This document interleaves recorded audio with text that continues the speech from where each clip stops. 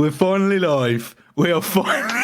Wait. Let me just press this bit. We've got all these things on StreamYard that we've never used because we've barely done a live. Oh. Right, we've got this. Ready? Watch this.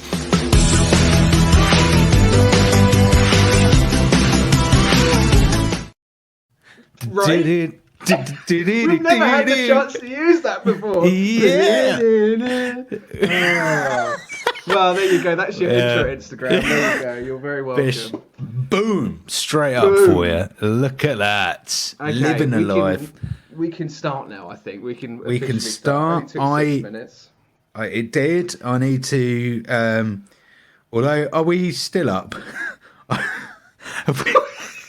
think the Instagram's gone down again. Oh, no. No, we're there. It's appearing on there. Okay, fine. Yeah, we've got Josephine saying, oi, oi. We've got, Josephine says, where's Bob? Where's Bob? Where's Bob? Bob, the Belgium listener. That's what Josephine is referring to. I feel like this, if there's any episode to uncover who is Bob and where thou art thou, Bob, this is the episode. This is the one, the 100th episode for Don't Be a Hero podcast. We're going to figure out in real time. Where is Bob? Where is Bob? Show yourself. Reveal yourself. Reveal yourself, Bob. Reveal yourself, Bob. All right, well, yeah, here we are. 100th episode. That's mental. That is mad. It's all levels of insane. Congratulations, Forrest. Congratulations, Matt, mate. What a beautiful 100 days. Just to give you context as to just how scatty this is going to be, I arrived in my house 5 minutes prior to 8 o'clock, 5 to 8, with Matt trying to figure out how to upload this to Instagram. I was still in my work clothes, just come from work, and we have a very bare looking schedule to the next hour. So put a seatbelt on, enjoy the ride, and hope that this has any sense of structure. But we do have a couple of surprises. We do. Actually, that's a very good point. We do. We've got a couple of surprises in the stream. We'll have a guest coming on later on. If there's any spoilers, but it's somebody we can't not have on this celebratory episode for us. But also we've got an announcement as well to make at the end of the episode, something exciting. So do stick with us. Okay, we'll be on for about an hour and a bit, maybe just max. But yeah, I mean, of all episodes and all, with the 100th episode, the thing that we're talking about tonight is part 2, episode 4, 5, and 6. It's sorry, carry on. Of secret invasion. I'm going to play this bit.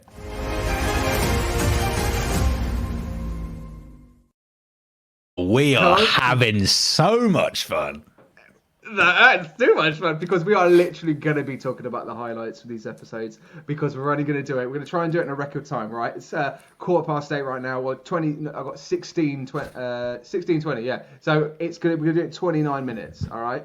We're going to talk about these 3 episodes in 29 minutes, and then we'll talk about. I think it might be worth us talking about the Joker teaser trailer, mate. Going to the DC side. A lot of news about that, and I've watched it a fair few times, and everybody's talking about that one shot as well with Joaquin Phoenix and a certain smile that he moves into frame with. Chef's kiss, but we'll talk about that later. Okay. I don't want to talk about it, but we're gonna have to, right? And if there's anything that we do, we have to do it. We're on the MCU train. This is still Phase 5. Yeah, no, go on, Forrest. I'm going to pour myself a beer while you. Just a couple of housekeeping.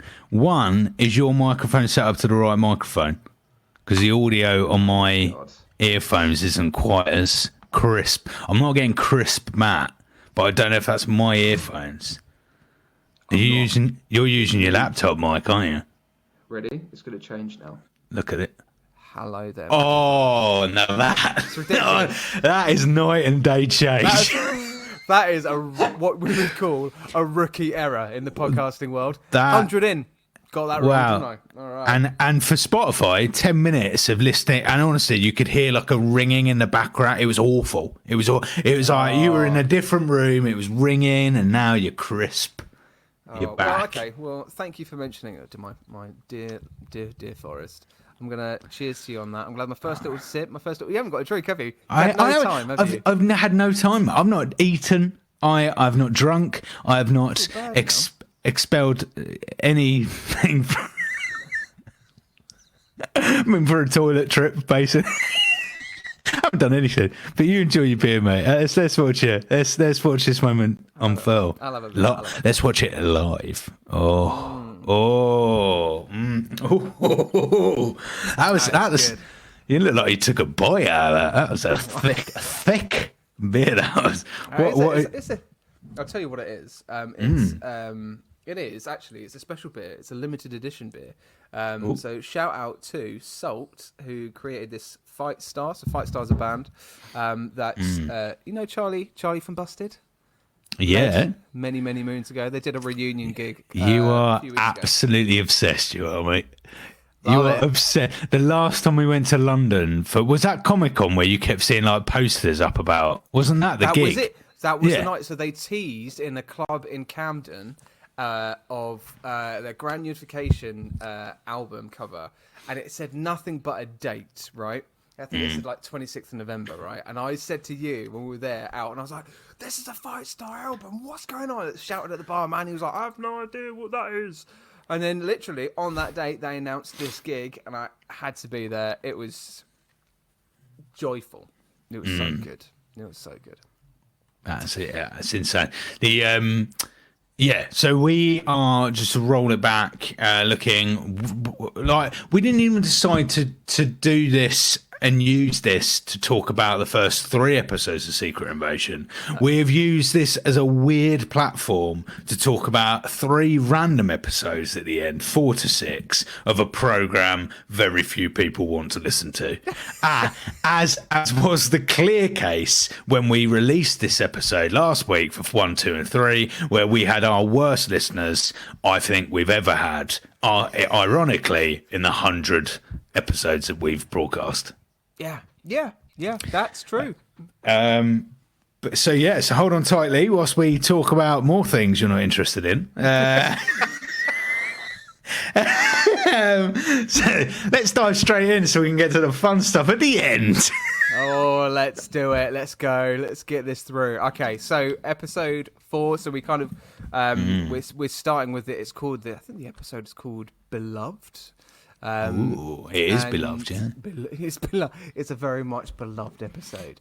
Where kind of a little synopsis is where Nick Fury is he's forced to sort of make some hard sacrifices. We learn a little bit more about Gravik's choices.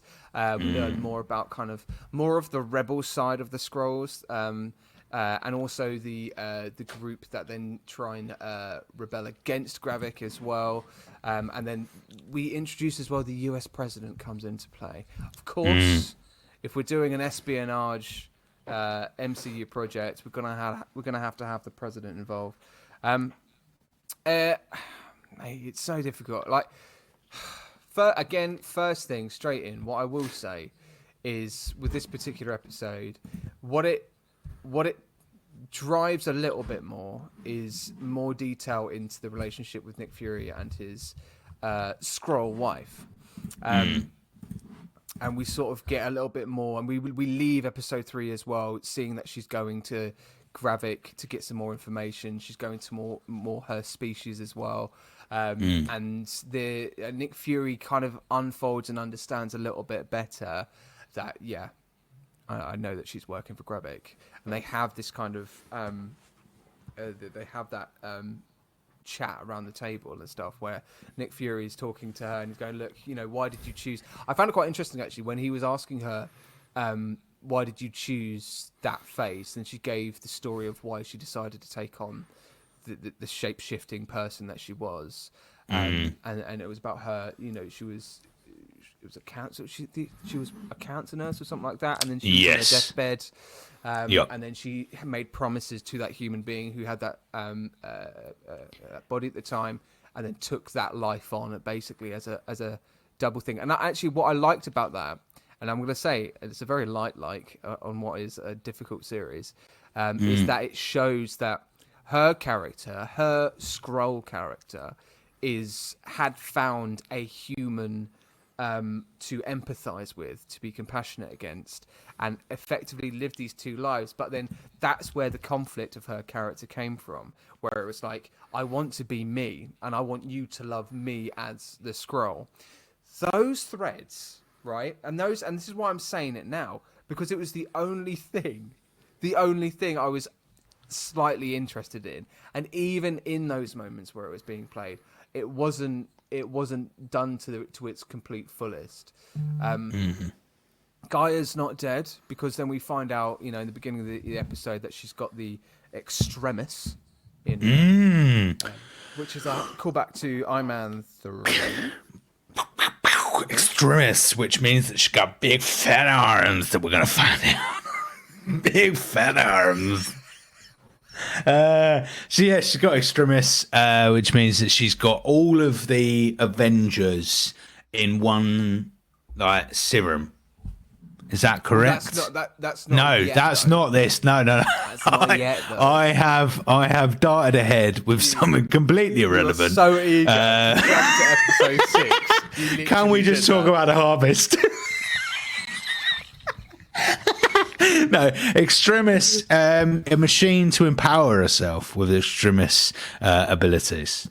So she gets extreme abilities. Because then in these later episodes, so if we're kind of overviewing these 3 episodes, we learn that, if that's what we're doing right now, Forrest, which I think we should, to be honest, we ain't got long, is that Gravik he knows that Nick Fury has a serum which has the DNA of the Avengers. He knows because he sourced it, right? So Gravik is the one who basically created this thing, and then Fury's hidden it, right? Yeah, and he wants it back, and I think it's kind of on the agreement as well that again, like Nick Fury promised that they'd find them a new home. This is the other thing, right? This is the other thing what I don't get about this series is that why the hell, right? Gravik's going, look, we're going to start World War III. You said you'd find us a new home. You didn't do that. Why haven't you helped us? Why did not Nick Fury, he's just done all of these things with the Avengers. He's got connections with loads of people in space, i.e. one of which might be called the Guardians of the Galaxy. Guardians of the Galaxy have a place called Nowhere, where it literally, Guardians 3, they literally took a civilization from the High Evolutionary and put them into Nowhere, and here, we'll find your refuge here. Why the hell did it not occur to Nick Fury to give the Guardians a call and go, look, the Skrulls need to get off planet Earth, I need them to find a new home, can they find refuge in Nowhere? I'm pretty sure it'd be fine. Because if we had that, we wouldn't have a god-awful 6 episodes of shite. So... why would Marvel do that? Because they get to escape this 6 episodes of pure tripe that we got instead, man. But that's the thing. You can't go through the 50% of planet Earth and the universe being absolutely wiped out, right? And then going to a subgroup in Skrull on planet Earth going, oh, we're angry. We're going to create World War III and we're going to politicize this, blah, blah, blah, blah, blah. And just the stakes don't work upon the reflection of what's just happened before. And also the fact that Nick Fury is kind of feeling like he has to do this alone. You're Nick Fury. You literally recruited the Avengers. You were at one point the leader of S.H.I.E.L.D. You were the guy that went and found people and made them the superheroes that they are. What makes you think that you're just gonna go, no, Matt, I'm gonna go alone on this. This is my time, It's a bit, I don't know. It was those moments, and I think particularly when the objective, let's use the word for Gravik, was to go, no, I want this serum of the Avengers, and I want to implant that into myself so I can become the most powerful. Blah, blah, blah, blah, blah, blah. Formulaic. We've heard it before. It just didn't. No one cared. And again, thinking about this, of all the things that we have reviewed and spoken about. I want to say this is the one MCU output, and again, I mean, there must be a couple of people out there, but I don't know. We're live right now, so if you are a person that liked this series, seriously, please just tell us how and why, because I don't know a single person or MCU fan that enjoyed it wholeheartedly at all. Yeah. I enjoyed it initially. I enjoyed it, first episode. First episode, didn't you? I really enjoyed the first episode, and I thought, this is going to set up some interesting stories. It's going to be like quite fun to watch. I really like the last scene of the first episode. It reminds me of a film with Forrest Whitaker called Vantage Point, which was a very funky movie that used different vantage points in a square. And yeah, it was just really cool. And then quite immediately, it took a dark turn and just turned into a lot of scenes of two people talking to each other because of COVID, and that meant that this series should never have been done, because the series is about like the world going to war and the Skrulls going to war with humans and country versus country. It's got all these massive themes, and yet because of COVID, we can only have scenes between two people. And I'm like, well, it wouldn't be between two people. And just to like proper drive this point home, Matt, right, as I'm sure you would appreciate me doing so, is WandaVision happens in a small little villagey town, right? And yet we end up with like copious fans of different military arms, different alien arms, all investigating this. Lots of characters, loads of cast members. Boom, boom, boom, and that is for a tiny village, which arguably Wanda was making no effect to anybody else in the world. Right? It was contained. Yeah. Yet we had all of those people. Yet for something that is literally threatening mankind, we're just going to follow 6 people. Yeah. It makes no sense to do. If you couldn't achieve the dream, don't do it. But also, it was. This is quite a cardboard cutout of Winter Soldier in terms of its kind of politicized view. And how the superheroes are kind of being infused into the government and how it's being used around that.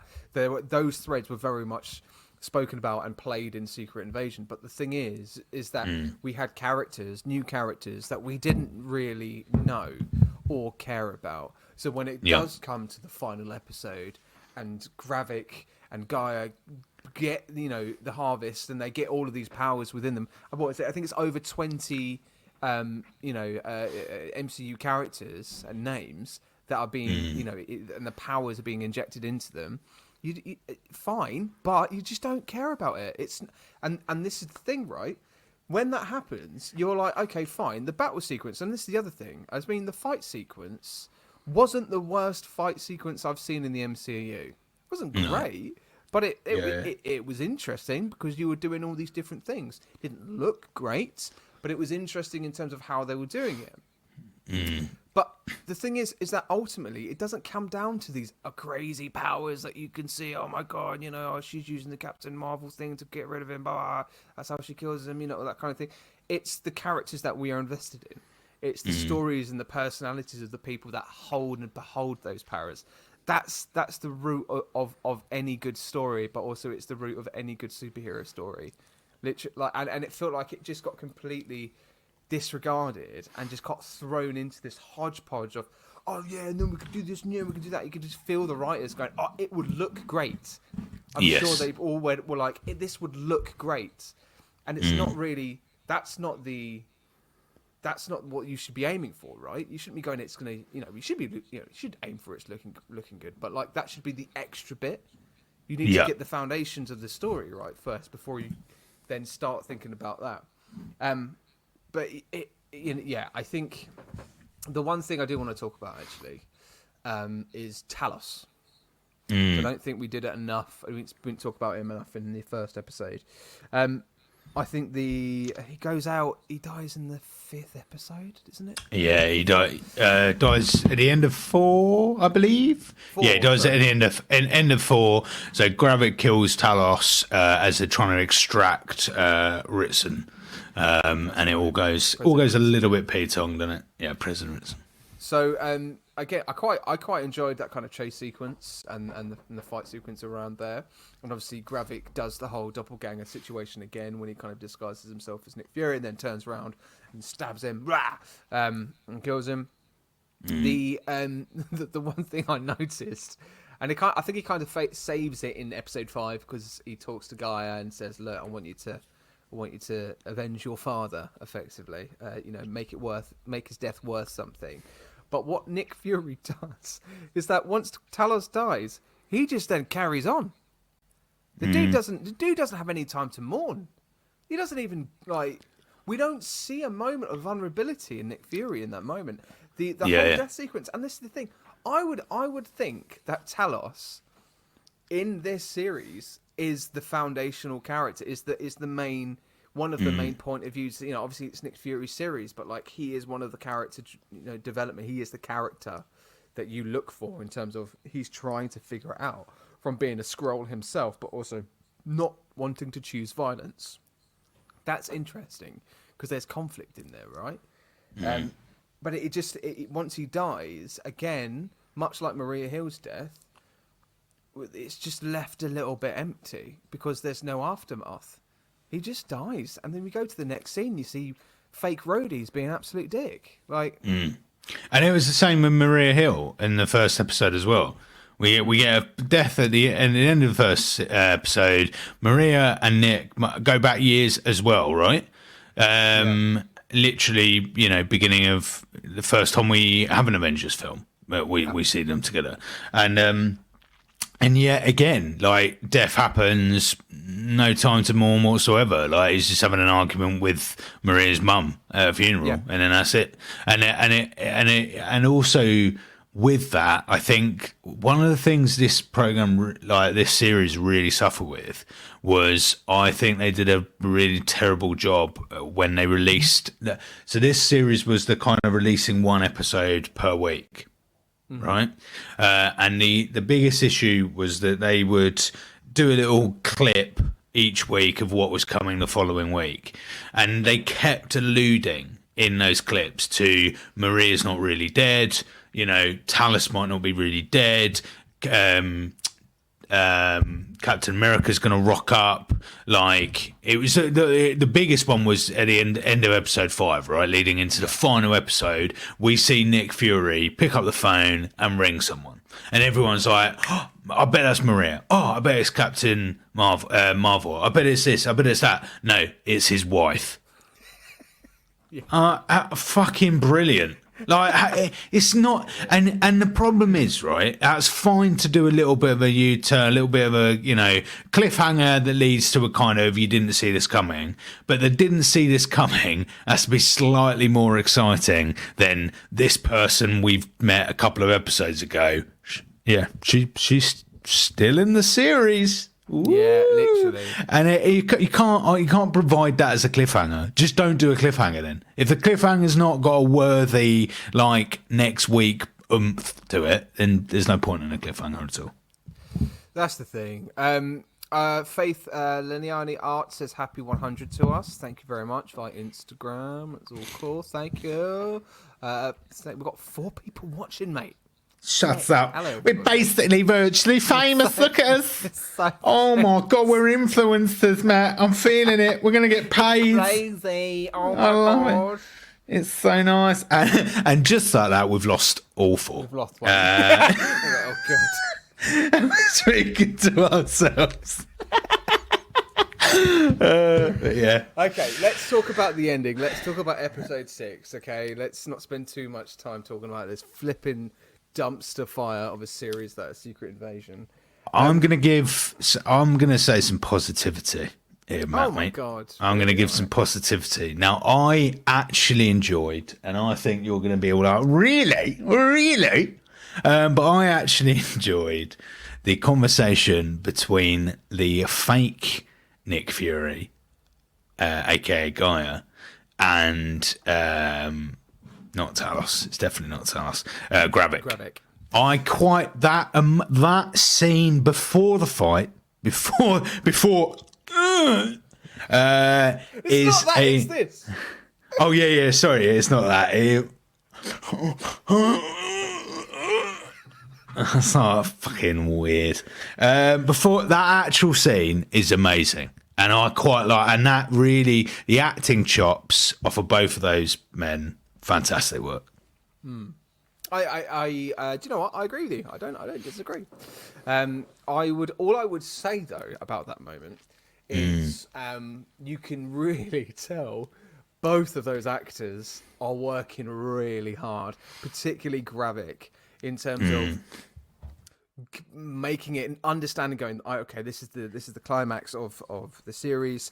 You know, I get to talk about a little bit more about why I do what I'm doing, and he reveals a little bit more of his kind of objectives and his justification of why he's doing all the things that he's wanting the Avengers harvest and all that kind of stuff. That should have come earlier, in my view, because of the series and the way that it was kind of formatted. We should have got all of those big moments in a middle episode, maybe end of episode 4, where we see the motives. We see the kind of this is why I need to do this, and the justification then could get spoon fed a little bit later on those episodes, because it felt like it came a little bit too late. And this is the last episode. We're in the last 10-20 minutes. There's going to be a fight scene at the end of it. But nevertheless, I thought the actor gave us a really good performance there, and it was watchable, and I thought it was interesting. I think Nick Fury did really well as a kind of scene partner in that as well. But again, it's too late. Just too late for me. Yeah, agreed. It was an all right final episode of the best that it could do with a bad set of episodes before it. It's a shame about. I think all of these actors did what they could with the scripts, did what they could with what they were given, and I would say my hat goes off particularly to Emilia Clarke, who I think did absolutely everything she could to make the character interesting, to make it engaging, to find conflict in the character, and also at the end, as how ridiculous that was, even post the Gravik's death, she agreeing with Olivia Colman's character, who's gone out of my head, Sonia. of coming up, Sonia, thank you. So Gaia and Sonia kind of being like, look, okay, let's make amends and let's be on the same level and let's work together on this, and trying to sort of take out some more people basically, and sort of work on more sort of scroll related activity. But then again, you just don't care. Like, I didn't even when I watched that bit, I was like, oh yeah, so they're right now in the MCU. If we're talking about the canon, they're off doing some secret missions, Sonya and Gaia together, having a great time. Did I think about that post this, when I watched it my first time? No. Do we think we're going to see those two come out again? If we do, I don't think we need to. No. It was a complete fail against the giving Gaia all those powers. What they might do, and this is what I think as a theory, what I feel like if we do see Gaia show up in Avengers 5 or Secret Wars, is that these powers that she's got are temporary. Yes. Either they wear off in time, or they have side effects, and one of her character arcs is to find a cure to get rid of them. Yeah. That's what I think. What could happen? Whether it should happen, I don't know, but they might just ignore it. Yeah, I think they're probably gonna. I think they're gonna ignore it. I think they're just gonna ignore it. I don't ignore it. Now, one question I do have. So Fury asked Barra, his wife, to go to Saber with him, and so they both leave Earth, right? Now we see Nick Fury in the Marvels after this. Yep. Yeah. And that is after this, isn't it? Chronologically, that is still after. And we don't see his wife, though. Did his wife appear once in that movie? No, not once, mate. So, Not again, once. even like just to reiterate the point that we're never going to see these characters again. So what's happened? What's happened here? Right? Let me just spell this series out in a really quick way. Is that we've had Nick Fury, big character, come off the saber, enter Earth, into a set of issues of which most of the characters that have been around that set of issues are now dead. Nick Fury has gone back in to the saber, ended up where he started with a wife who has now disappeared. Yep. So the point of these 6 episodes are absolutely nil. Zero. Because we have not contributed any fucking thing to anything. To the Marvel Universe whatsoever, because Gaia and Sonya are pissed off. Maria's dead. Talos is dead. Gravik's dead. The Prime Minister of England, United Kingdom, is dead. Yeah. I mean, what a heavy input into the rest of the Marvel. Woohoo! Lovely stuff. Love that. And the only character we meet in this series, his wife, that we never met before, has now disappeared. Thank you, Marvel. Great. Lovely. Glad I've watched this over 6 episodes. So good. Are we still live on Instagram? Have we gone? No, we are. It's not appearing on our profile, but when you log out of our profile, there we are. But it's the most bizarre thing. That's what I keep checking. For some reason, I can't see it in our own profile, though. Oh my god. Oh my god. Very bizarre behaviour from Very Instagram. bizarre. There we are. There we go. But so, what overall crisp rating for Secret Invasion, Matt? Let's hit it up. Oh my god, Forrest. Okay, I'm gonna give it. I'm gonna say these are like stale, ready salted hula hoops. Like you've left them out on the table for about 45 minutes and they're getting soggy, they're getting a bit and yeah, there we go. Oh no, that is rough. That I'm gonna go for packet of Pombears. Already controversial because it's one of my favourite crisps out there. But what's happened is you've opened your bag of Pombears and someone has gone through the pack of Pombears and bitten everything off apart from one leg. Oh. You've just got a bag full of legs of Pombears. No, thank you. And you just look at it and you just, you're crying because the Pombear's dead. You're crying because you've only got literally morsels of wheat in a bag. God, that's rough. Right, okay. That is Secret Invasion. Okay. But before we completely finish Secret Invasion, so I think it's time to get our friend Ed. Big shout out to Ed. He's a big fan. He's been a fan of ours for 100 years, 100 podcasts. And he has sent us a 5-minute clip. I have not listened to this. Have you listened to this? No, it's 5 minutes. This got sent to our email. Don't be hero podcast@gmail.com. And this is Ed's Secret Invasion thoughts, apparently. Oh my god. Okay. I've literally just finished listening to your episode on the day it dropped, no less. I'm pretty loyal like that. I've never been so aggressively shouted out on a podcast before. That's really tickled me. So I thought I should record a voice note immediately. And also because it's a sort of a different way to express my views. I usually email in. And thanks for the shout out, guys. I love all the stuff you do. I do enjoy listening to you guys. The lies have already started. Secret Invasion, yeah, that's like I feel like Secret Invasion started off relatively well. I agree with some of your points about like they did make things a little bit obvious. Like it was kind of predictable. I think when it starts with Martin Freeman in the first episode, you're like, oh well, he's a Skrull. And obviously, because I think oh, I'm going off on a tangent already. But what I want to say is like, before we start watching these things, we already know the cast, we already know who's in it. Like, there's very little left for surprise because when we're waiting for these Marvel properties to drop, whether online or at the cinema, there's every week there's like a new video online, speculation.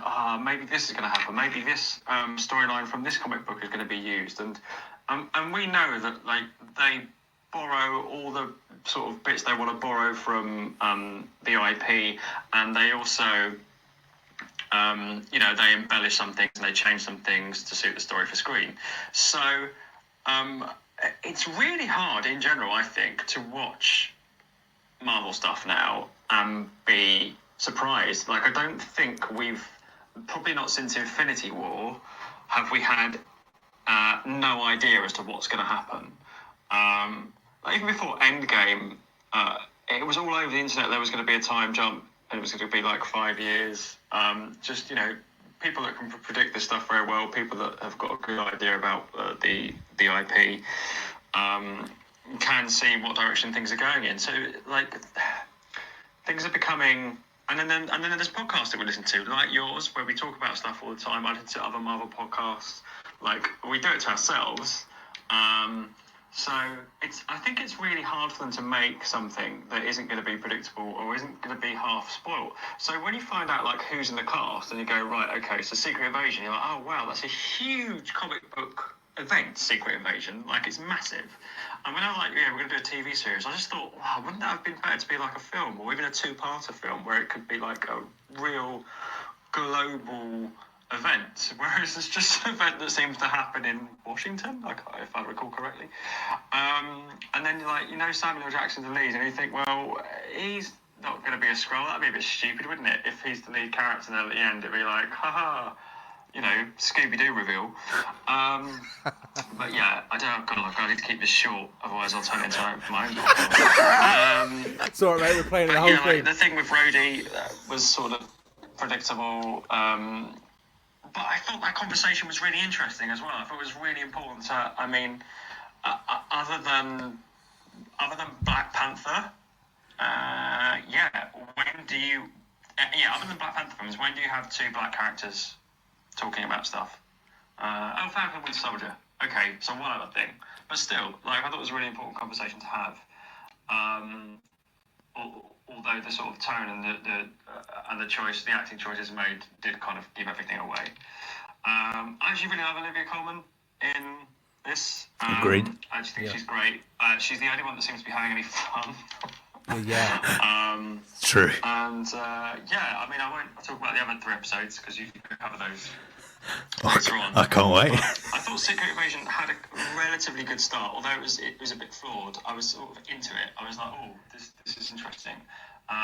Obviously, for budget reasons, they had to do a lot of hiding of the transformation of the Skrulls, which I thought was quite funny. So just like people disappearing behind people or walls, and then suddenly there's someone else. Very good illusionist stuff. But I quite enjoyed that for what it was. But yeah, it's just a shame. I think the story is much bigger than a 6-episode arc in general. So there you go. Nearly 5 minutes of me waffling on. I'm so sorry. You can edit this to shit if you want. Yeah, we're not going to. Thanks for the shout out. Thanks for keeping us entertained and your views and stuff. And love listening, love agreeing, love disagreeing. Keep up the good work. And chat soon. Oh, I gotta love a bit of it there, haven't we? Look at that. Oh, love him. Oh, cheers, Ian. It's really good and fair thoughts as well. Yeah. All right. Well, I tell you what, we are live, so if you are watching wherever you are right now, give us your thoughts on Secret Invasions. Give a comment, and we'll read those out at some point.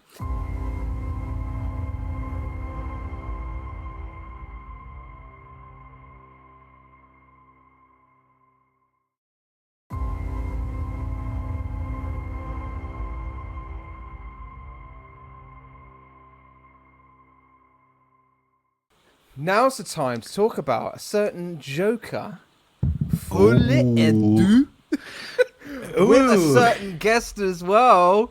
We got a certain little guest who's literally guest on there. our guest has been sat there for 5 minutes.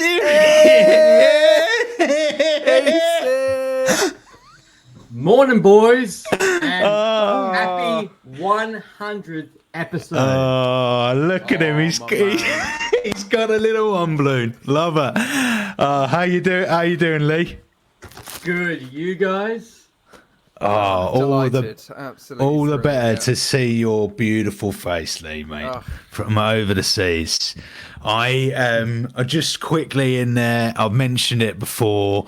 I've turned into an avid fan of Married at First Sight Australia. And I just hear the accent in my living room every night, and I'm like, "Where's me some Lee?"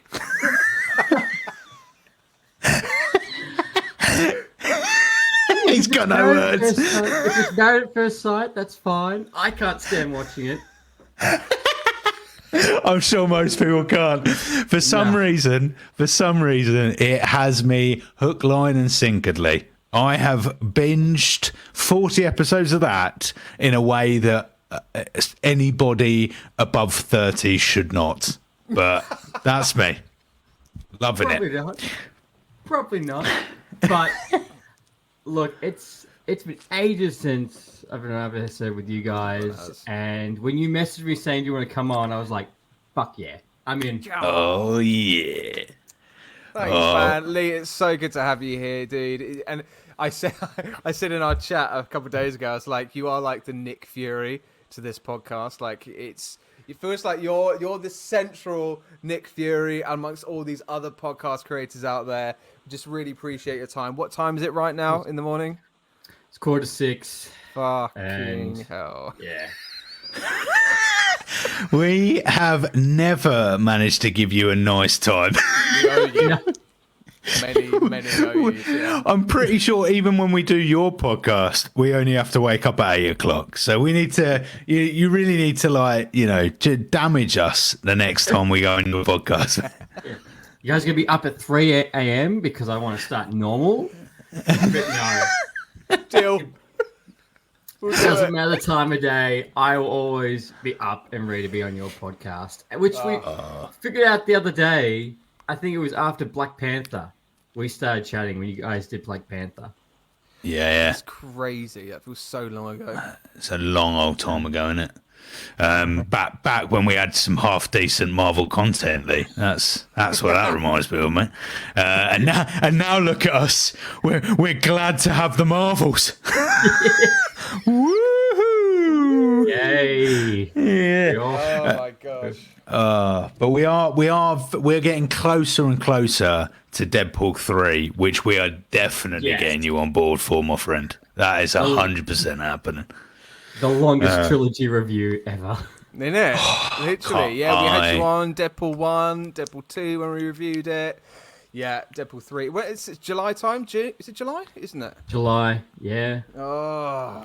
And I want to know where the bucket is. I want to see where the Deadpool bucket is. Can I sleep with it? That's the big question. Oh, Have you seen the pictures, Forrest? I have Deadpool bucket? the mouth in the middle. It's outrageous. Extra butter, please. Extra butter. But also, I've got to say, as hilarious as it is, lads. All right, I'm a bit disappointed because that is reducing my popcorn content for the sake of a face in my popcorn box, and I don't know for £12 that I can hack that. Quite frankly, You want the ratio to be right. yeah. Unless there's going to be popcorn in his mouth, and I can just use my tongue and just loop it. What do you want, right? That's what you want to do with a theater, right? I love that your webcam just zooms in. It's awesome. Yeah. That was so good. Oh, genius. Oh my gosh. Well, okay, right. So apart from all the one exciting MCU project that's coming out this year, we did have in DC a certain Joker teaser trailer that came out. Lee, you've spoken about it on your podcast. What are your thoughts so far?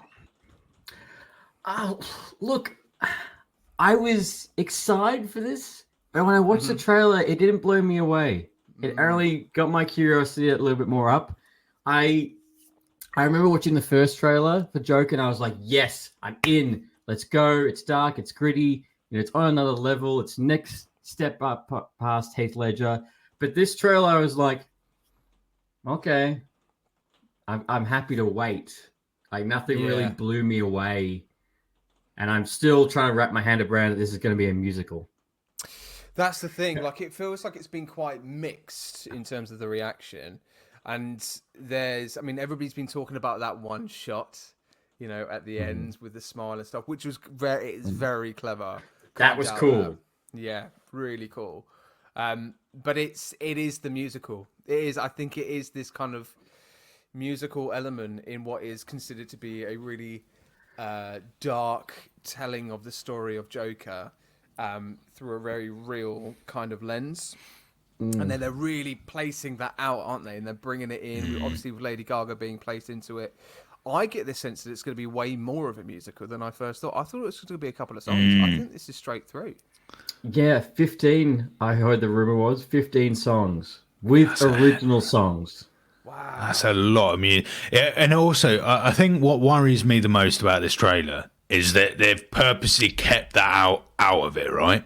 Which, and obviously, if you're making a movie and you're having musical numbers in it, visually, you want it to be incredible. It can't just be someone singing at you. That's an actual going to a theatre and watching a play or a musical or whatever, right? So it's got to be visually stunning. There's got to be a visual reason behind it. Now, what worries me is if it is a musical and everybody knows it is, and it's being plugged like that, and you are omitting that from a trailer, it concerns me, because what that reeks of is that the studio knows that this could be a really bad decision they've made. They're not entirely confident with it, and therefore they've taken it out of any marketing material. In which case, that really screams to me, we're not really secure about this film, and we're a little bit worried about what we've decided to do.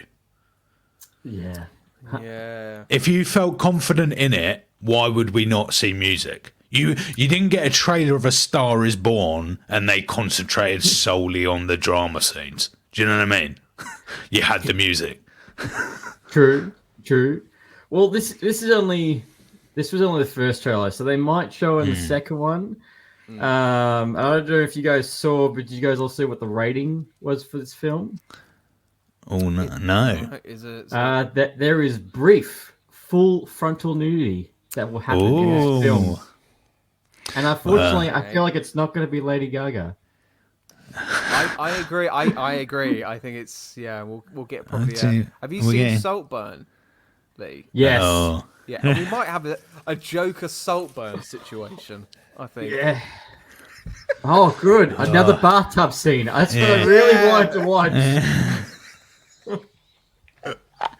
Yeah, it's weird. Wow. Do you feel like that's done in a way? Because obviously the fact that they've announced that as well feels like they might be grasping for people to come and watch this. They're trying to kind of go, oh yeah, just so you know, there's a bit of full frontal nudity. Oh, but we're not telling you who it is. Oh, it would surprise you. Bring your Deadpool cups. Come on.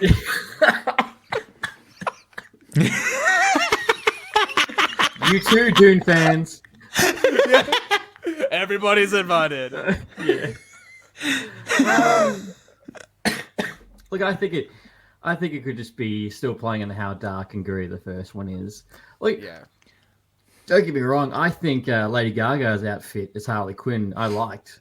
When her scenes as actual Harley Quinn, I liked. She stands out so much. But it looks to be something to be very like their world and the real world.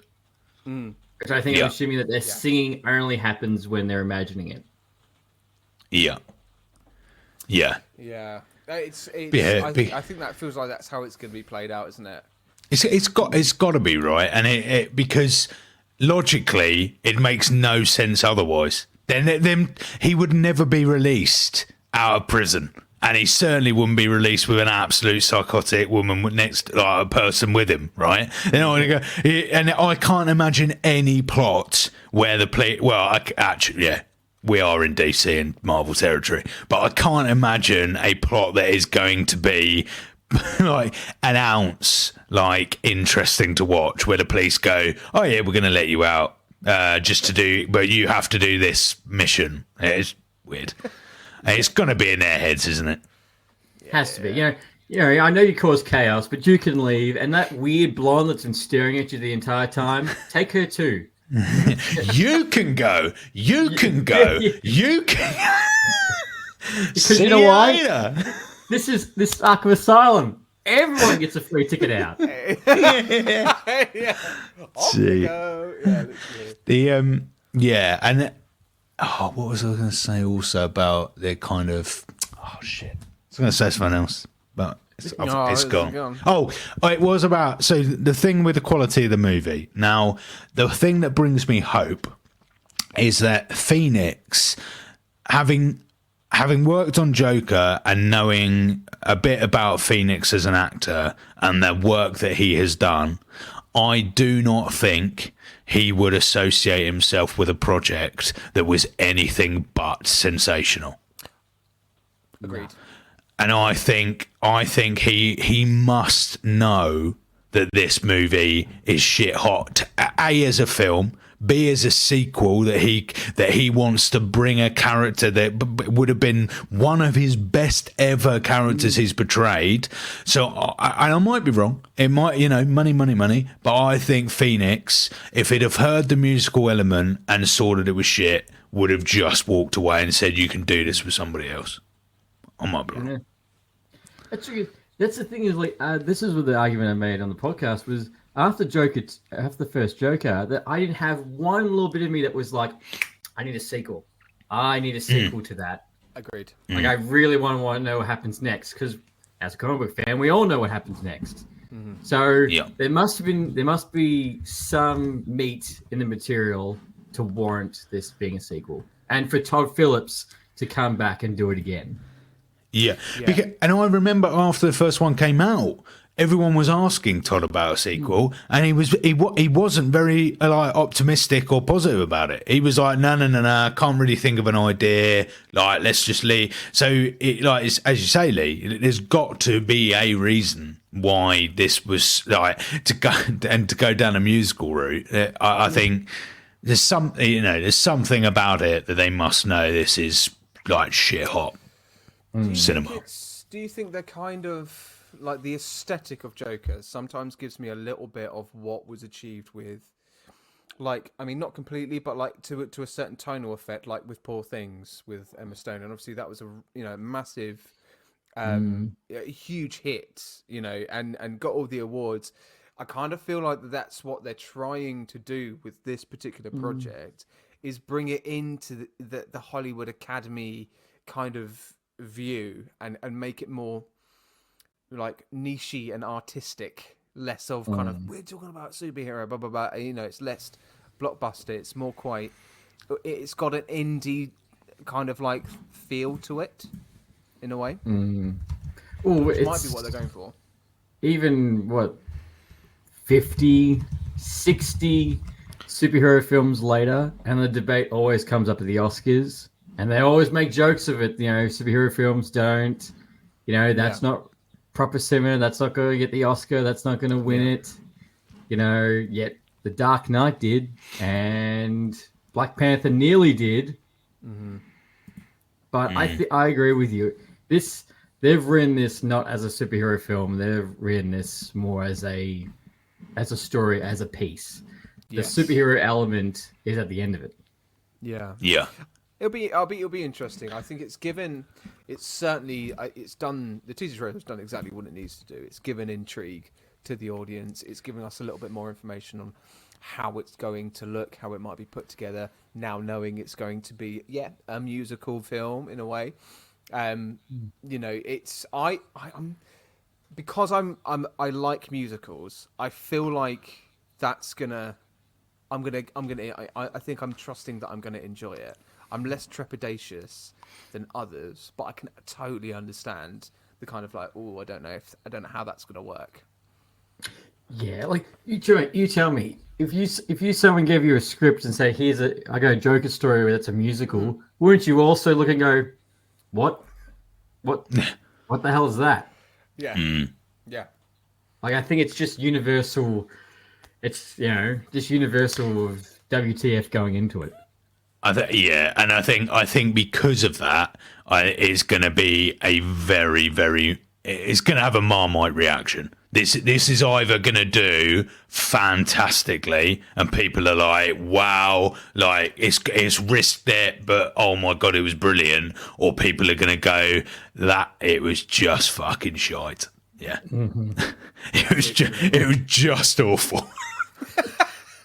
Just a pile of shit. Well, are you more excited to see this, or are you more excited to see the Penguin prequel that's coming out? I think the same month.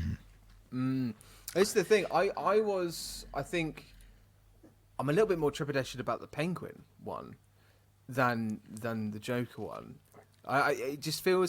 It felt like it's. I mean, we spoke about it briefly. We did a little watch along with the teaser trailer, and it feels like the Penguin one's kind of very much going into that kind of if DC kind of had a Godfather.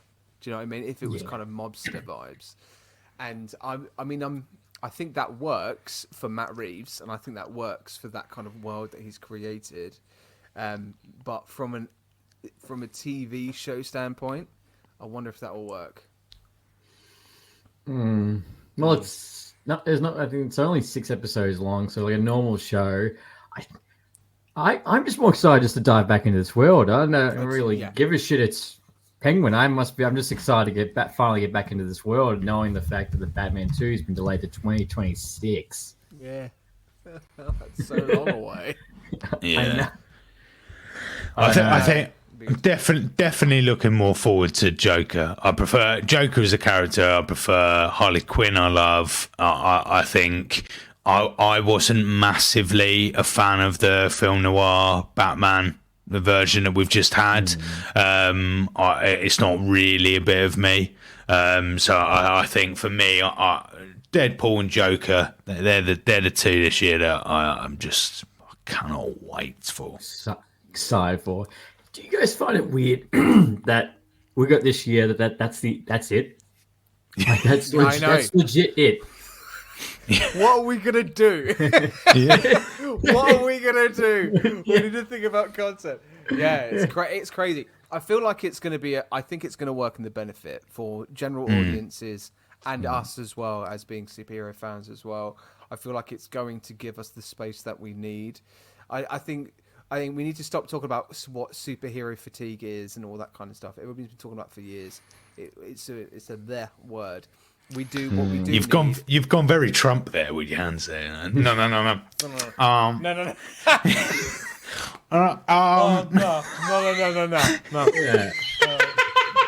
They're good. There's no superhero fatigue. It's fine. Fake news. Fake news. It's gonna be fine, everybody. We're gonna have a break. It's gonna be great. All right, we're gonna have a break.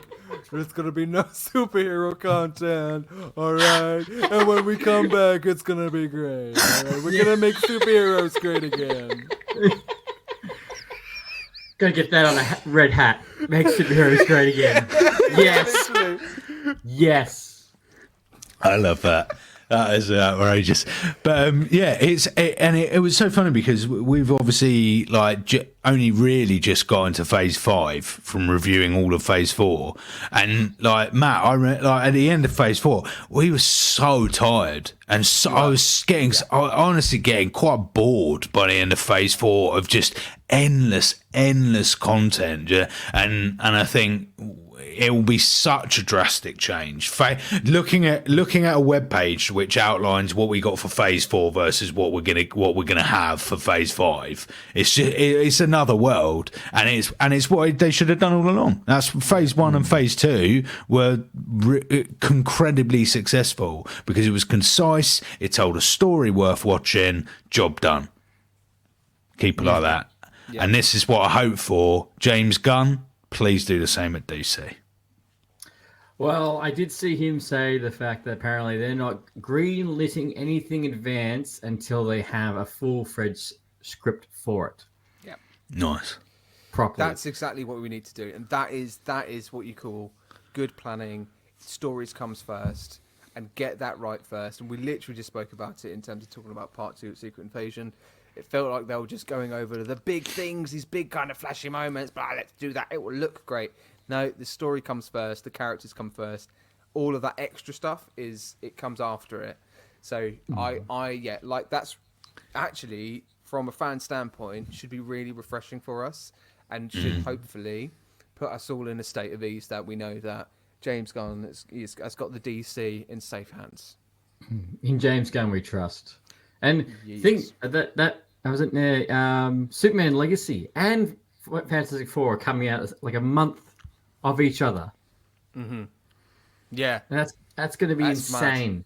That will feel like when Dark Knight and Iron Man came out. Do you know what I mean? Like those two massive movies coming out at the same time within the same time period, same month.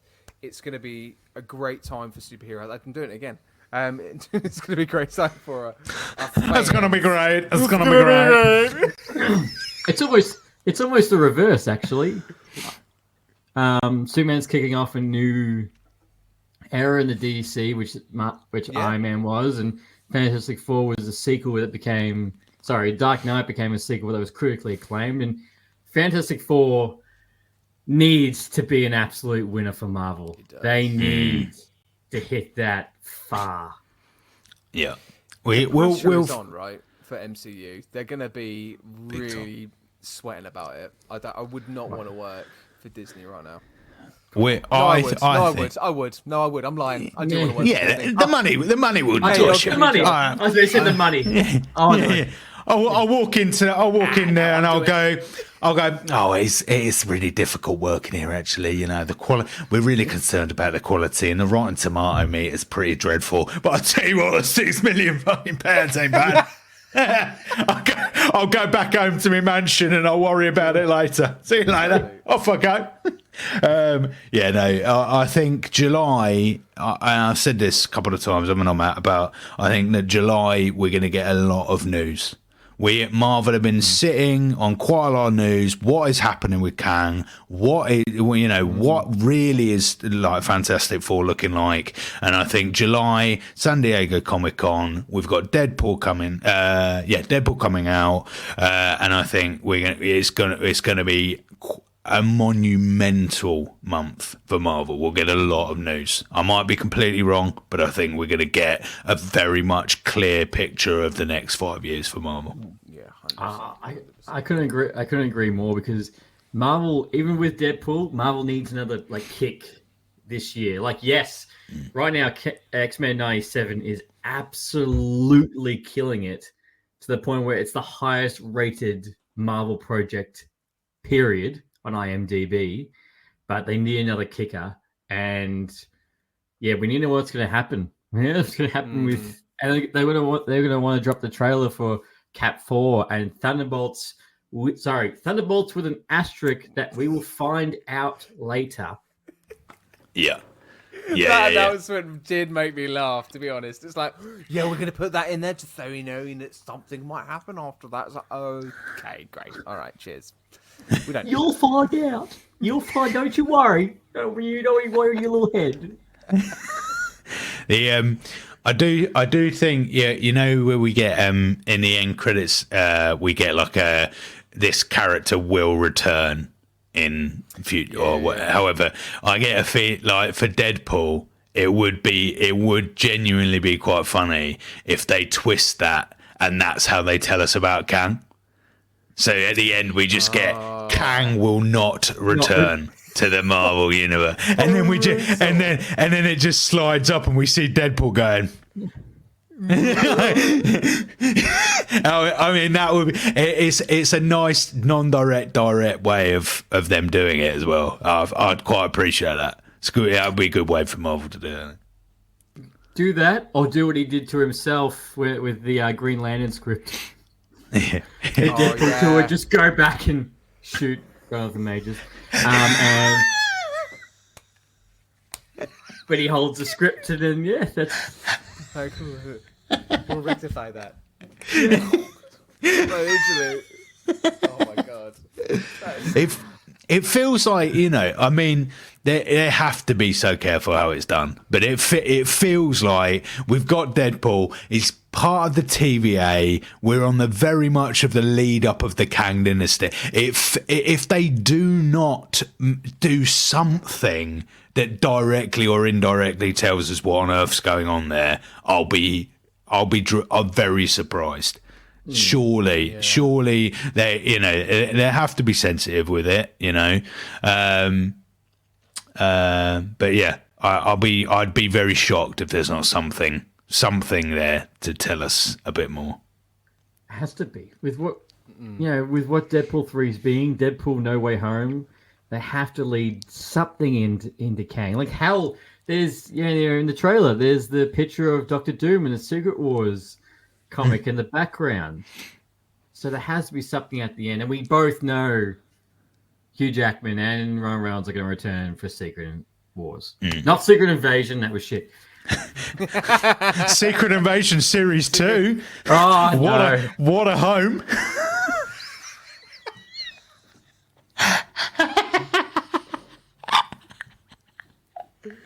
Deadpool will return in the Eternal sequel. With Harry Styles and the Troll. Oh my god. Let's not start there. Let's not go there. Oh my god. Yeah, man. No one needs that.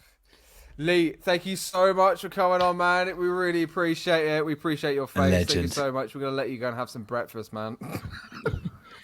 And get ready. But look, thank you for having on, guys. You guys have been nailing it ever since your first episode, and watching you guys grow, your fan base, your show, everything you've done. I just can't believe you guys are nearly caught up. I think that's the scary part, because when you guys started, you guys were so far away. But most of all, I'm looking forward to when you guys hit X-Men 97. I know. Honestly, haven't watched a single episode, and I cannot wait. I can't wait for that. But enjoy the 100th episode, and I'll see you guys soon. Oh, legend! And I know you're looking forward to us touching. What? You're looking because I was going to say I know you're looking forward to us doing the boys, touching. Yes, touching the boys. I know you're excited. I don't know what was worse, touching or doing the boys. Anyway, yes, I am. When you guys do, I'll high five in and I'll join. Fab. Cheers, Lee. Brilliant. Take care, buddy. Take care, mate. Later. Bye now. Oh, what a legend. Man. He's done it. Man. A man, Lights, camera, the myth, people. the legend. What a joy. Yeah, Lights, Camera, Rant. His podcast is amazing. He talks about all kinds of stuff.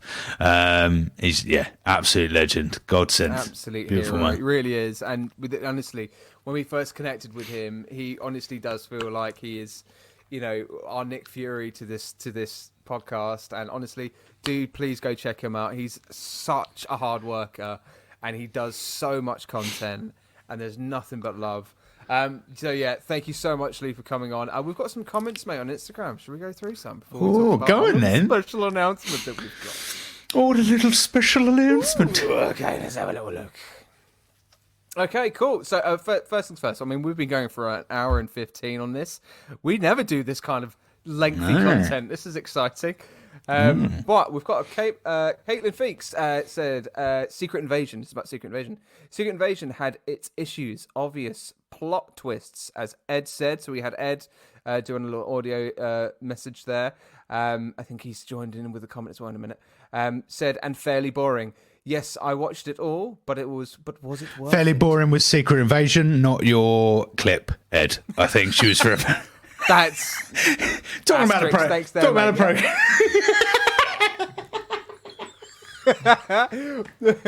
And she followed on by saying, all we have now is dead bodies and a missing wife, like Forrest said. And yeah, I mean, that's the thing. Nothing was really ever executed very well at all in that show, and hodgepodge together.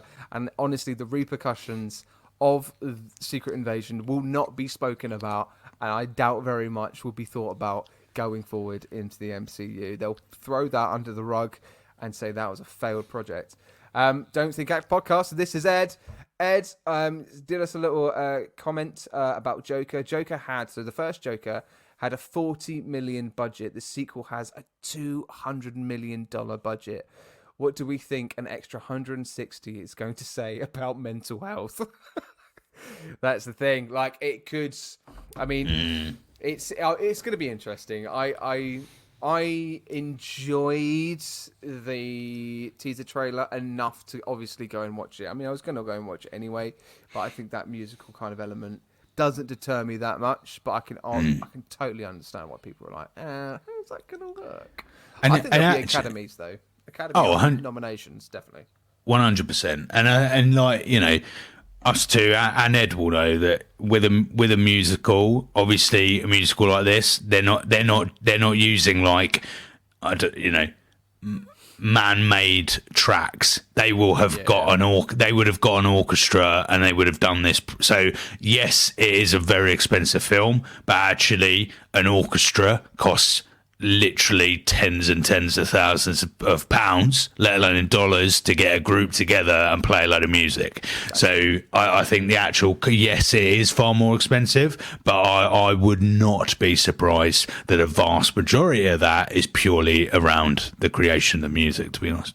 Yeah, 100%. Metalhead Swifty says, happy 100 episode. Oh, how exciting. Oh, man, like, honestly, this is very exciting. Shall we do our little announcement? Let's do it. Let's announce. Do a little announcement. I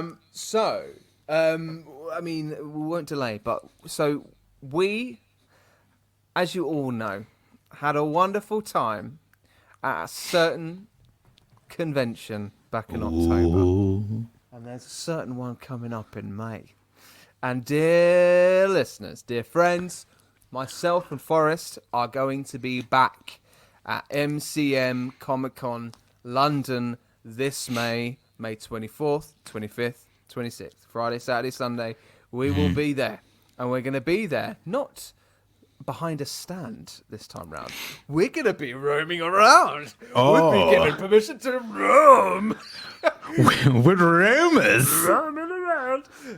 We're there for the whole weekend. We're going to be doing everything that we did behind the stand, but we're just going to use the opportunity to talk to people throughout the weekend and get some interviews done, do a lot of what we did in the first year that we were there. So, and sort of amalgamate what we did back in October. We can't wait. It's always such a great convention to be at.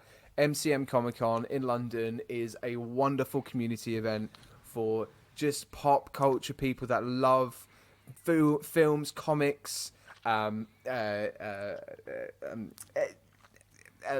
was gonna say, what's the other word for comics? Graphic novels, anything like that.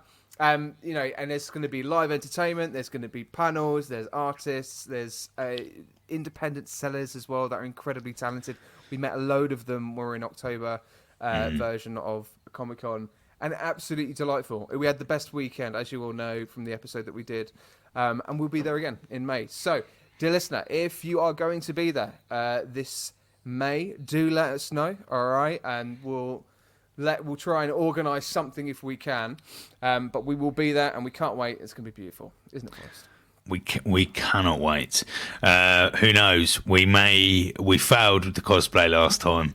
Well, we might bring the cosplay. We've got a little comment on Instagram where Have we? Don't Think Act said, are you going as Shaun of the Dead? Oh, so I have said to Matt that this year is the 20th anniversary of Shaun of the Dead. It came out in 2004. I'm most excited because they're going to bring it back to cinemas. And if it comes to a local cinema, we are fucking definitely doing a marathon of the Cornetto trilogy. 100%. Yes, so I personally think it's a great time. It's a great idea. Yeah, I mean that's got to happen, right? I mean, we I think, yeah, Shaun of the Dead cosplay I think is an absolute must for this May, for obvious reasons what just Forrest has said, but also what kind of at point in the movie do we do it? Do we do it at the beginning or is it at the end? Like, have you got red on you, Sean? Who knows? Right. Oh wait, we're gonna have an infinite amount of cornettos that weekend. It sounds like. I cannot wait. Delightful. Count me in. Oh yes. Oh, lovely. Oh man, I tell you what, that was a wonderful 100th episode. It's weird to say that we have done 100 podcasts, but we have, and it still feels like whether you liked them or not. There's been some bad ones and worse ones. Some absolute humdingers. Last week was pretty bad. But yes, no, thank you, our wonderful listeners, most of all, for listening each week or whenever you do, whenever you find time. Please give us a review on Spotify, Apple Podcasts, wherever you listen to your podcast. Drop us an email, don'tbeahero@gmail.com. Find us on Instagram, TikTok, YouTube, wherever you want. We'll be there. 100%. And we'll see you next week now. What are you reviewing, my friend? I think it's the Marvels, but I might be wrong. I don't know. If anybody in the chat can tell us what we're watching next and reviewing next, please let us know. We are. Finds out. Oh no! I've got it. Got it. You're too quick with the Marvels because because we've done an interview. We know what's coming next. Yes, we've got another big announcement next week. We'll let people know next week. We don't release all the announcements, but we are doing Loki season 2, starting with episodes 1 to 3 next Wednesday, and we have got something ace lined up for next Friday. We've got a certain interview that's related to Loki series 2, and it was a great interview. So yeah, can't wait. We may have bagged ourselves an actor who's been in a Marvel universe, who's been in a Loki film series.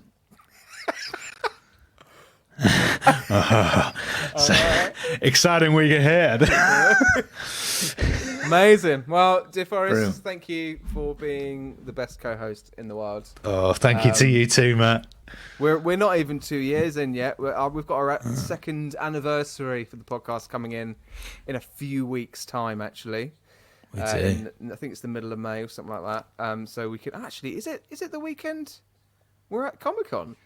It's the 18th. Oh, it's a little bit before, but hey, that's fine. It's the weekend before, but that would have been magical. But yeah, still feels like we are very much podcast. I think we are. We are podcast babies still, but the fact that we're at 100 is mad. So I'll see you at the 200th episode.